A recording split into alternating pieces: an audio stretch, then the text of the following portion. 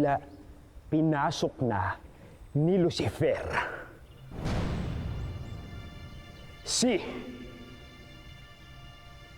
Ang San Diego ay tila napasok na ng isang demonyo, isang diablo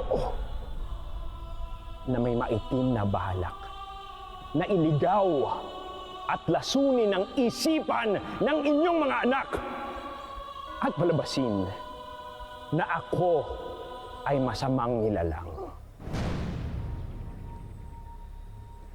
Kaya't mag-ingat tayo sa taong ito na walang magandang balak kung hindi mapanakit ng tao.